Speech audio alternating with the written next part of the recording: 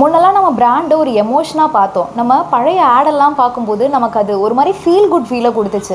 ஆனால் இப்போ பார்த்தீங்கன்னா எல்லாமே ஜென்ரிக்காக இருக்குது, எல்லாமே ஒரே டைப்பில் இருக்குது. ட்ரெண்டுன்னு சொல்லிட்டு ஒரு விஷயம் வந்துட்டு புதுசாக வருது, அதையே எல்லா பிராண்டும் வந்துட்டு ரெப்ளிகேட் பண்ணுறாங்க. ஒரு ரியல் பாயிண்ட் ஆஃப் வியூவே இருக்கிறது இல்லை. எல்லாரும் ஏஐ மார்க்கெட்டிங்காக அவுட் பர்ஃபார்ம் பண்ண வைக்குதுன்னு நினைக்கிறாங்க. ஆனால் உண்மை என்னன்னா, ஏஐ உங்கள் மார்க்கெட்டிங்கை சேச்சுரேட்டாகவும் ஆவரேஜாகவும் காட்டிகிட்டு இருக்கு. கேட்குற எல்லாரும் ஒரே கேள்வியை கேட்டால் பதிலும் ஒரே பதில் தானே வரும். அப்போ ஏஐயே யூஸ் பண்ணக்கூடாதா அப்படின்னு கேட்டிங்கன்னா அப்படி இல்லை, ஏஐயை ப்ராப்பராக யூஸ் பண்ணுங்கன்னு தான் சொல்கிறேன். ஃபார் எக்ஸாம்பிள், நீங்கள் இப்போ ஒரு ஆடுக்கான கண்டென்ட் எழுத போகிறீங்கன்னா அதுக்கிட்ட போய் ஐடியா கேட்காதீங்க.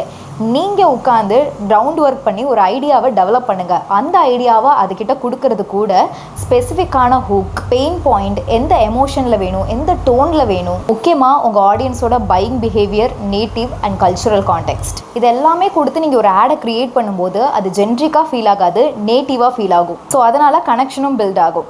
ஆவரேஜ் மார்க்கெட்டர்ஸ் அவங்கள ரீப்ளேஸ் பண்ணுறதுக்காக ஏஐ யூஸ் பண்ணுவாங்க. அதுக்கு பதிலாக நீங்கள் ஐடியாஸை எக்ஸ்பேண்ட் பண்ணுறதுக்காக ஏஐ யூஸ் பண்ணிங்கன்னா அவுட் ஆஃப் த பாக்ஸாக தெரியுவீங்க.